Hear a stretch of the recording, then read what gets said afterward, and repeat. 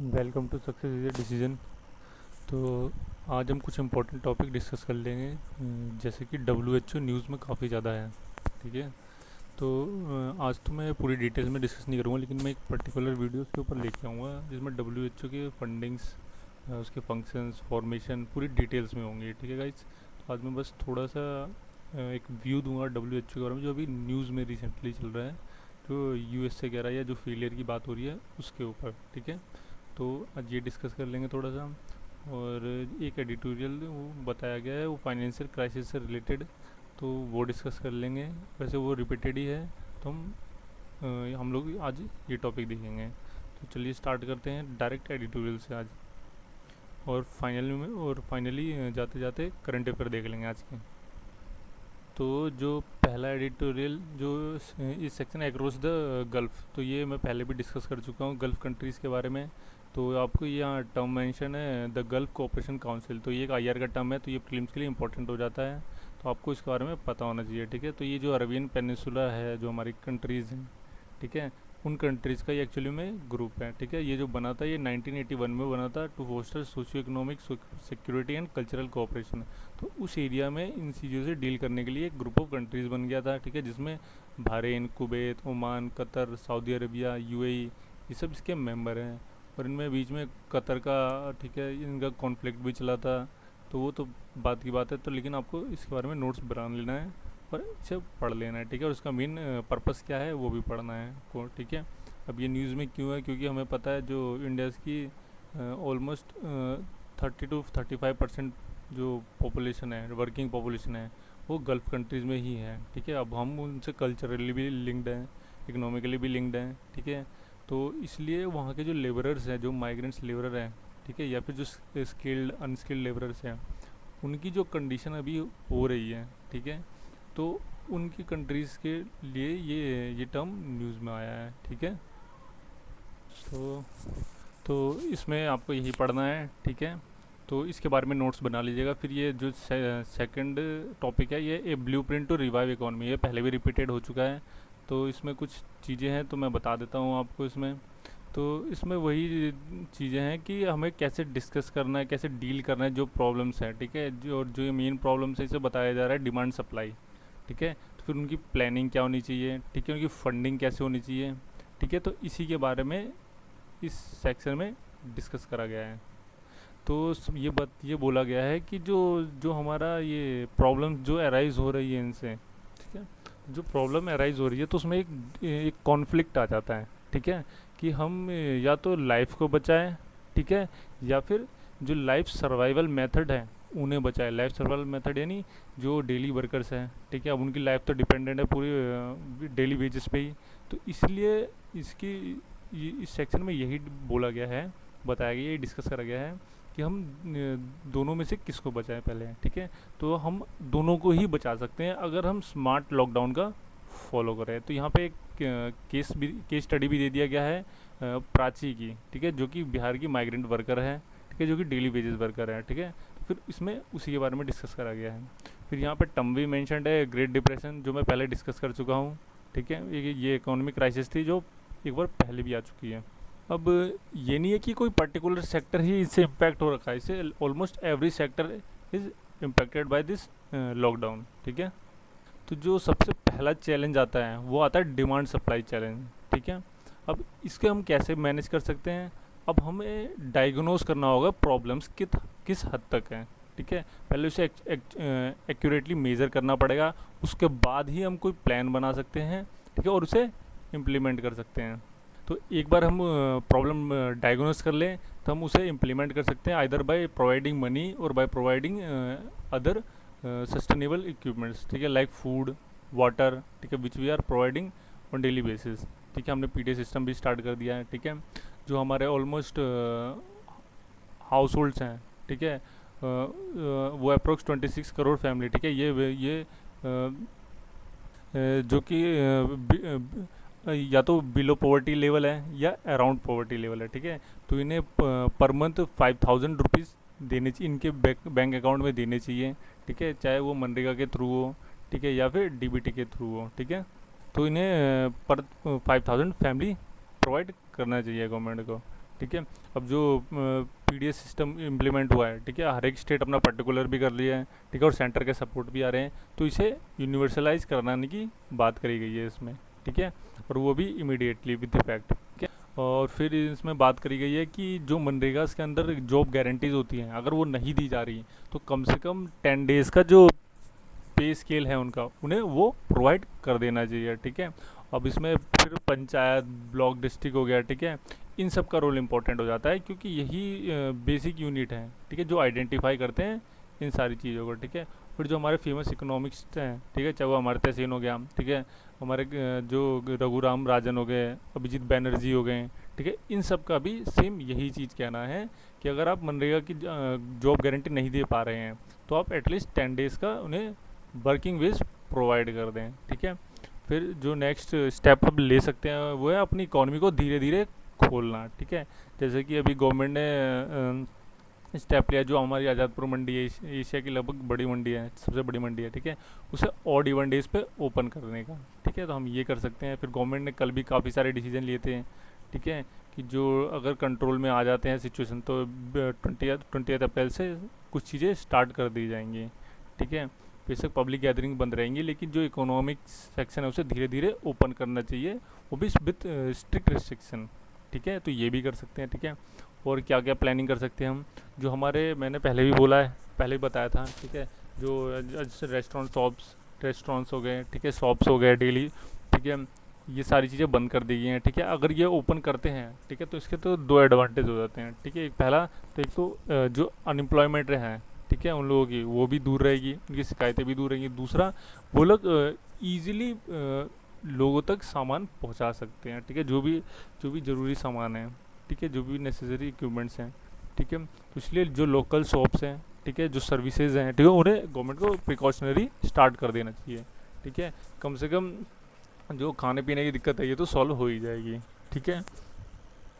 तो इंडिया के जो अराउंड 80 मिलियन अगर इंटरप्राइजेस की बात करें, ठीक है, जो कि 3/4 होते हैं, ठीक है, तो वो सारे के सारे इन्हीं सेल्फ एम्प्लॉयमेंट पे डिपेंडेंट हैं, ठीक है। तो अगर गवर्नमेंट इन्हें रेगुलेटरी अगर अंडर रेगुलेशन ओपन करती है तो कम से कम एक ये प्रॉब्लम दूर हो जाएगी, जो हमारी इकोनॉमी स्लो डाउन हुई है वो भी धीरे धीरे चलती रहेगी, कम से कम हॉल्ट नहीं होगी, ठीक है। अब गवर्नमेंट ने बात करी है, गवर्नमेंट ने कहा है कि एग्रीकल्चर एक्टिविटीज़ स्टार्ट कर दी जाएंगी इस रबी हार्वेस्ट सीजन से, तो ये भी काफ़ी अच्छा स्टेप है, ठीक है। तो ऐसे स्टेप गवर्नमेंट को और उठाना चाहिए, ठीक है। फिर अब गवर्नमेंट धीरे धीरे ट्रांसपोर्ट सेक्टर को भी ट्रांसपोर्ट्स को भी स्टार्ट कर सकती है, जो लोकल ट्रांसपोर्ट्स हैं, ठीक है, विद स्ट्रिक्ट रेगुलेशन, कि जैसे कि पैसेंजर्स को जो नंबर ऑफ़ पैसेंजर्स हैं, ठीक है, उन्हें कम कर सकती है, ठीक है। प्रॉपर इक्विपमेंट्स के बिना आप अलाउड नहीं कर सकते, जो कि गवर्नमेंट ने कहा है, कंपलसरी कर दिया है, ठीक है। तो ये सारे स्टेप हैं, ठीक है। बेसिक ये एक प्रॉब्लम भी क्रिएट कर सकते हैं, लेकिन अगर गवर्नमेंट उसे अंडर रेगुलेशन करें, ठीक है, तो ये काफ़ी हद तक सक्सेस हो सकता है ये स्टेप, ठीक है। तो जो नंबर ऑफ़ फ्रिक्वेंसीज है व्हीकल्स की चलने की, ठीक है, वो रिड्यूस कर दे गवर्नमेंट, ठीक है। बसेस की कैपेसिटी हाफ कर दे, ठीक है, जो ट्रेन्स है, ठीक है, उन्हें भी हाफ कर दें, ठीक है। तो ये गवर्नमेंट स्टेप ले सकती है आगे चल के, ठीक है। फिर ये तो ट्रांसपोर्ट सेक्टर हो गया, ठीक है। फिर एम्प्लॉयमेंट का भी थोड़ा हो गया, फिर ठीक है, फिर फंडिंग की बात कर लेते हैं, ठीक है। तो अब जो आरबीआई का, अगर आप लोगों ने आज ही का न्यूज़ देखा होगा, तो जो आरबीआई गवर्नर थे, ठीक है, शक्तिकांता दास, उन्होंने 50,000 करोड़ LTRO, ठीक है, ये अनाउंस करा है, ठीक है। और जो हमारा रिवर्स रिपो रेट है उसे भी उन्होंने कट कर दिया है, तो ये लॉन्ग टर्म रिपो ऑपरेशन है, ठीक है। तो इसे ये उन्होंने अनाउंस करा है, ठीक है। तो आज की स्पीच काफ़ी अच्छी दी है उन्होंने, तो आप लोगों को सुनना चाहिए, ठीक है। और गवर्नमेंट और क्या स्टेप ले सकती है, ठीक।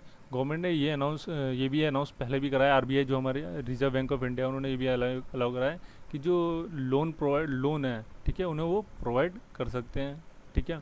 अब जिनकी सैलरी नहीं आ रही, ठीक है, जो अनएम्प्लॉयड वर्कर है, वो अब लोन भी नहीं ले सकते, ठीक है। तो गवर्नमेंट ये स्टेप उठा सकती है कि उन्हें लोन प्रोवाइड कर सकती है, ठीक है। तो जो आरबीआई ने पहले भी ये इंस्ट्रक्शन दे रखा है टू इशू है moratorium on loan obligation for 3 month, ठीक है। अब इसे अगर ज़रूरत पड़े तो इसे बढ़ा के नेक्स्ट 3 मंथ तक भी एक्सटेंड करा जा सकता है।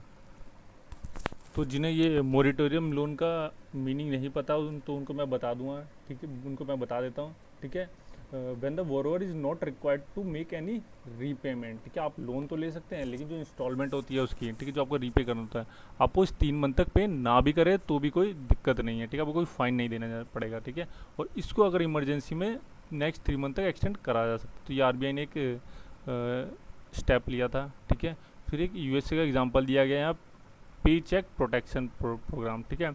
इसे बेसिकली इसलिए लॉन्च करा गया था to help formal sector business to keep worker on their payroll, ठीक है, ताकि जो वर्कर हैं, ठीक है, जो फॉर्मल जो वर्कर हैं, ठीक है, उनकी पेरोल जो बेसिक बेजेस हैं वो बंद ना हो, ठीक है। तो इसको भी गवर्नमेंट इम्प्लीमेंट कर सकती है, ठीक है।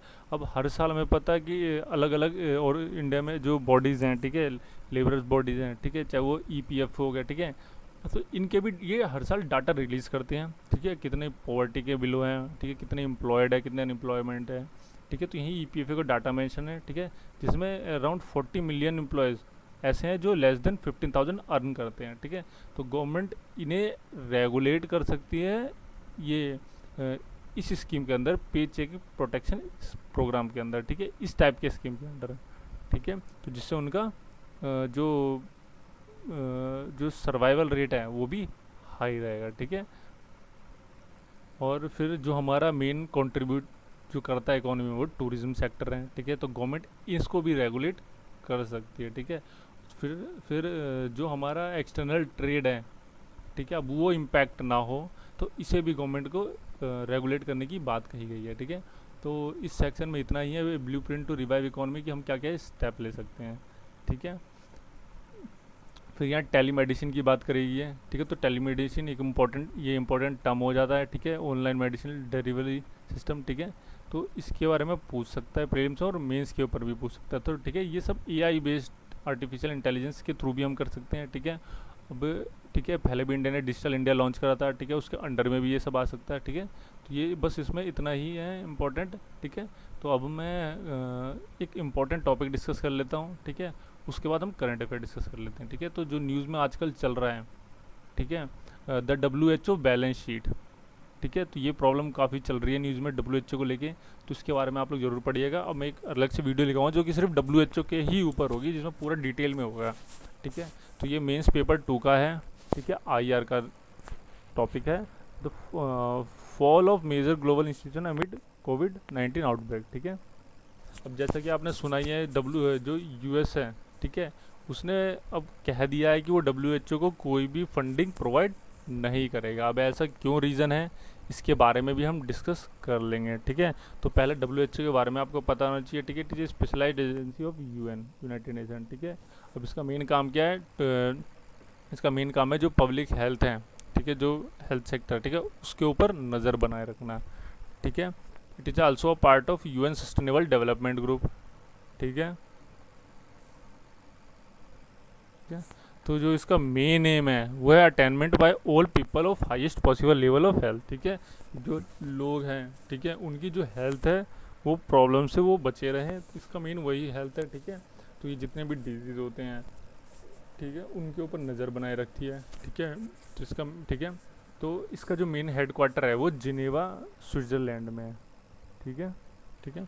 और इसके 6 ऑटोनोमस रीजनल ऑफिस है और 150 फील्ड ऑफिस वर्ल्ड वाइड है, ठीक है।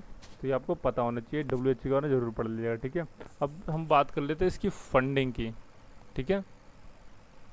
तो इसको जो इसकी फंडिंग आती है वो अलग अलग कंट्रीज़ के थ्रू भी आती है, कुछ पर्टिकुलर ऑर्गेनाइजेशन के थ्रू भी आती है, और जो UN है, ठीक है, उनके थ्रू भी आती है, जो अलग ऑर्गन है उनके, ठीक है। अब इसमें वॉलेंट्री और डोनेशन भी दे सकते हैं, तो ये भी क्वेश्चन दे सकता है, ठीक है, आपका प्रीलिम्स में, ठीक है। जो USA की फंडिंग है वो वॉलेंट्री डोनेशन आती है या फिर कंट्रीज़ के आते हैं, तो दोनों से आती है, ठीक है। तो जैसे US का जो शेयर है वो 35.41% शेयर है, ठीक है। अब इसी से इशू अराइज होता है जिससे, ठीक है, जो कि हम आगे डिस्कस करेंगे, और इसी की वजह से US ने डिस्कस ये स्टेप लिया है कि वो होल्ड कर देगा अपनी फंडिंग को, ठीक है। जो फिलंथ्रोपिस्ट ऑर्गेनाइजेशन है, ठीक है, वो 9.33% कंट्रीब्यूट करते हैं, जो अलग अदर UN बॉडी ऑर्गेनाइजेशन है, ठीक है, वो 8.1% करते हैं, ठीक है। इंडिया की कंट्रीब्यूशन 1.1% है, ठीक है। तो ये आपको पता होना चाहिए, ठीक है। उसकी फंडिंग्स कैसे, ये कौन कितना कंट्रीब्यूट करता है ये नहीं, बस एक ये याद कर लीजिए US का हाईएस्ट है, ठीक है। मेन है कि इसकी डोनेशन कहाँ से आते हैं, वॉलेंट्री हैं या फिर वैसे, तो इसके दोनों ही टाइप के हैं, ठीक है। तो जिन्हें ये नहीं पता विलन फिलंथ्रोपिस्ट ऑर्गेनाइजेशन, तो मैं उसका मीनिंग बता दूँ, ये वो ऑर्गेनाइजेशन होता है जिनका मेन काम होता है to promote welfare of other, ठीक है। ये कोई भी प्राइवेट ऑर्गेनाइजेशन हो सकते हैं, ठीक है। तो अब इसकी जो एक्सपेंडिचर है, ठीक है, वो कैसे काम करता है उसके बारे में देख लेते हैं। तो ये अलग अलग टाइप के वेरियस प्रोग्राम्स करते हैं और उसके थ्रू ही ये डोनेट करता है या प्रोवाइड करता है, ठीक है, ठीक है। जैसे कि 2018 और 19 में, ठीक है, 19.36% about 1 billion was spent on polio eradication, ठीक है। तो ये अलग अलग फील्ड में, क्योंकि कोई पर्टिकुलर फील्ड में नहीं, ये हर अलग अलग फील्ड में एज नेसेसरी कंट्रीब्यूट करता है, ठीक है। 8.77% on increase access to essential health and nutrition services, 7% on vaccine preventable diseases and 4.36% on prevention of control of outbreak, ठीक है। जो फिर इन्होंने अफ्रीकन कंट्री को भी कंट्रीब्यूट करा था 1.6 billion for WHO project, south east Asia में भी इंक्लूडिंग इंडिया, ठीक है, 375 मिलियन डॉलर, ठीक है, कंट्रीब्यूट करा था, ठीक है। तो मेन इसका काम है कि अलग अलग प्रोग्राम से थ्रू अलग अलग कंट्रीब्यूट करना इसका मेन काम है, ठीक है। इसकी फंडिंग हो गया, इसका एक्सपेंडिचर हो गया, ठीक है। तो how does WHO prioritise its spending, अब ये कैसे स्पेंड करता है, ठीक है। तो ठीक है, तो WHO की अपनी एक अलग डिसीजन मेकिंग बॉडी होती है, ठीक है, जो कि ये स्पेसिफाई करता है कि कहाँ पे कितना कंट्रीब्यूट करना है, ठीक है, ठीक है। तो इनकी एक पर्टिकुलर मीटिंग होती है, ठीक है, जो कि हर साल जिनेवा में होती है, ठीक है। वहीं पे ये लोग हर एक मेंबर स्टेट जितने भी होते हैं इनके, ठीक है, वो सब मीटिंग करते हैं और डिस्कस करते हैं कि किस एरिया में पर्टिकुलरली कितना कंट्रीब्यूट करना है, ठीक है। और जो कंट्रीब्यूशन होता है वो डिपेंड करता है कंट्रीज़ की सिचुएशन के ऊपर, ठीक है, कि वो वेल डेवलप्ड है या अंडर डेवलप्ड है, ठीक है। उसी की बेसिस पे फिर ये कंट्रीब्यूशन भी डिपेंड करता है, ठीक है। तो अगर अब हम WHO के रिलेशन पढ़ ले इंडिया के साथ, ठीक है, तो इंडिया WHO का जो पार्ट बना था वो बना था जनवरी 12, 1948 में, ठीक है। तो जो WHO का ऑफिस, ठीक है, regional office south east Asia में सेटअप हुआ था, ठीक है, वो हुआ था 4 to 5 अक्टूबर 1948 में, ठीक है, in the office of India's health minister and inaugurated by prime minister Jawaharlal Nehru, ठीक है। तो ये पढ़ लीजिएगा कि जब इंडिया पार्ट है कि नहीं है, और इसका साउथ ईस्ट एशिया में हेड ऑफिस है या रीजनल ऑफिस है या नहीं है, ठीक है। तो ये आपको इंपॉर्टेंट है पढ़ना, ठीक है। WHO का मेन काम था वो था NCDs, नॉन कम्युनिकेबल डिजीज़ को कंट्रोल करना, ठीक है, AMR एंटी माइक्रोवेल रेसिस्टेंस, ठीक है, इनके ऊपर नज़र बनाए रखना, ठीक है, reduction of air pollution, prevention and treatment of mental illness, ठीक है। ये सब WHO के अपने अलग अलग काम थे, ठीक है। अब मेन रीज़न पढ़ लेते हैं कि US ने क्यों विड्रॉ करा, ठीक है। हमें पता है कि जो हमने ऊपर फंडिंग देखा कि US कितना कंट्रीब्यूट करता है, ये अराउंड 35% कंट्रीब्यूट करता है, ठीक है, पूरे जितने भी फंड होते हैं उसके 35%, ठीक है। लेकिन, ठीक है, जो इसको फ़ायदा होता है, ठीक है, जो WHO इसको फंड प्रोवाइड करता है वो प्रोवाइड करता है सिर्फ और सिर्फ 62.2 मिलियन, ठीक है। यही मेन रीज़न है, क्योंकि अभी जो US है वो major amount of fund provide करता है, लेकिन इसी को कोई फ़ायदा नहीं होता था। लेकिन हमने जब ऊपर पढ़ा था, ठीक है, ये कैसे स्पेंडिंग प्रायोरिटाइज करता है, तो इसकी मीटिंग होती है प्रॉपर, और ये भी डिपेंड करता है कंट्री की फाइनेंशियल कंडीशन के ऊपर, ठीक है। तब US को हमें पता है, ठीक है, वर्ल्ड लीडर है, ठीक है, तो इसलिए इसकी फंडिंग भी कम हो जाती है, और यही मेन रीज़न है कि US का विड्रॉल, ठीक है। और यही रीज़न है कि WHO की सबसे ज़्यादा फंडिंग यहीं से आती है US की, क्योंकि ये मेजर कंट्रीब्यूटर है। अगर ये हट जाएगा तो WHO की फंडिंग आप खुद ही सोच सकते हैं कैसे गिर जाएगी, ठीक है। अब इसका इम्पैक्ट क्या हो सकता है, ठीक है, तो लॉस है about 15% of its total funding, इतना लॉस होगा WHO को, ठीक है। उसका जो रिज़र्व है, ठीक है, वो डिक्रीज हो जाएगा, ठीक है, और इससे WHO काफ़ी ज़्यादा हार्म होगा, ठीक है, उसकी जो ऑपरेशन परफॉर्म करते हैं। तो गाइज इसमें आपका आई होप कि सारे डाउट्स क्लियर हो गए होंगे। अगर नहीं क्लियर हुए तो जो मैं अगली वीडियोज़ लेके आऊँगा, ठीक है, फिर वो पर्टिकुलर WHO के ऊपर होगी, ठीक है, उसमें पूरा डिटेल में होगा, तो उसको ज़रूर देखें। और उसको देखने के लिए आप मेरे चैनल को लाइक करें, सब्सक्राइब करें और शेयर करें, ठीक है, और बने रहें, ठीक है। तो आज के में इतना ही है, ठीक है, ये इंपॉर्टेंट टॉपिक था। अब मैं ज़रा करंट अफेयर आज के डिस्कस कर लेता हूँ,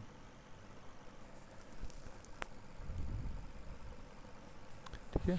जो पहला न्यूज़ में है वो पोस्ट इंटेंसिव केयर सिंड्रोम, अब देखिए, अब जो पेशेंट है, ठीक है, वो 14 से 15 दिन लगभग क्वारंटाइन रहते हैं, ठीक है।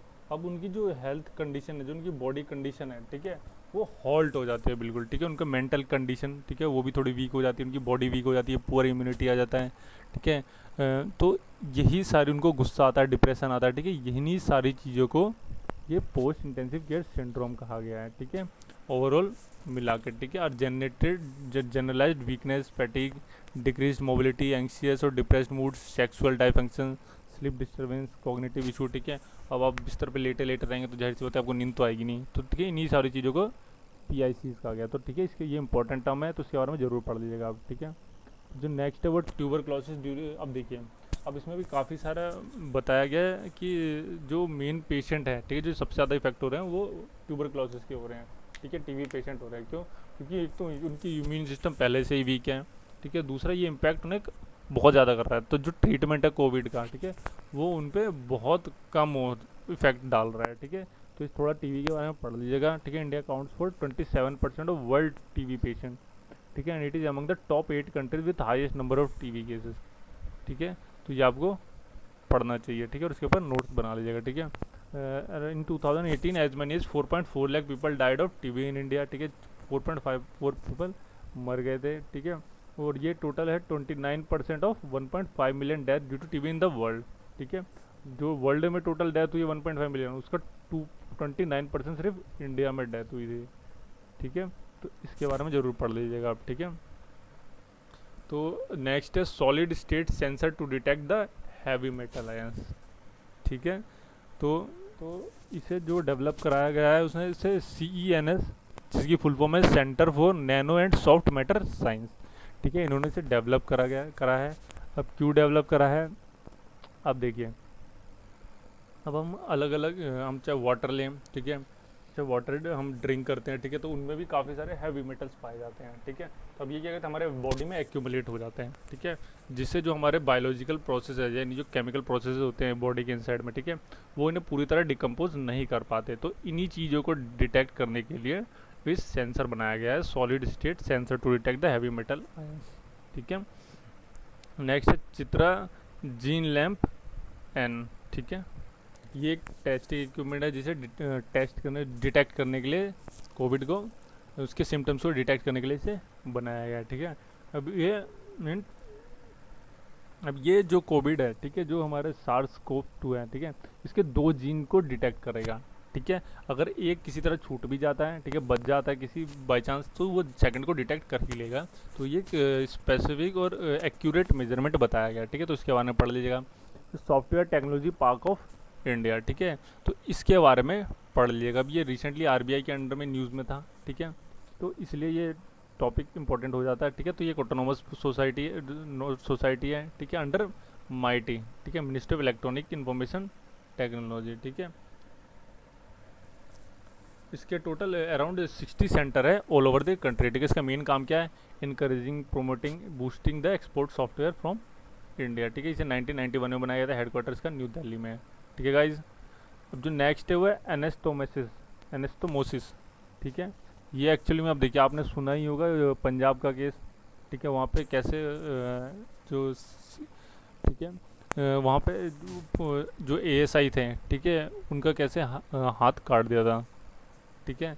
तो उन्हीं का ऑपरेशन हुआ था, अराउंड 7.5 आवर्स चला था। तो और उनकी जितनी भी आर्टरीज थी, वेंस थी, मसल्स थे, टिश्यूज थे, उन्हें ज्वाइन करा गया। तो इसी प्रोसेस को, ज्वाइनिंग के प्रोसेस को एनेस्थोमोसिस कहते हैं, ठीक है। तो ये टर्म इंपॉर्टेंट हो जाता है, तो इसको पढ़ लीजिएगा आप लोग, ठीक है।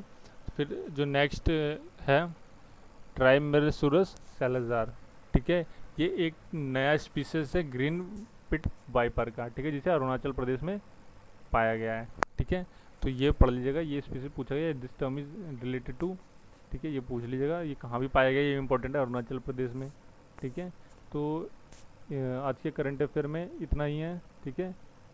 Thank you guys. और मैं फिर से कह रहा हूँ कि जो मेरी अगली वीडियोज़ आने वाली है, ठीक है, वो बहुत ज़्यादा इंपॉर्टेंट होगी। मैं पर्टिकुलर WHO के ऊपर लेके आऊँगा, ठीक है। तो आपको बने रहना है चैनल पे। तो मेरे चैनल को इसलिए लाइक करें, सब्सक्राइब करें और शेयर करें, जितने ज़्यादा से हो सके उतने ज़्यादा, ठीक है। और सुरक्षित बने रहे अपने घर में, और दूसरों को भी बताएं, क्योंकि वो घर में ही रहे। Thank you guys.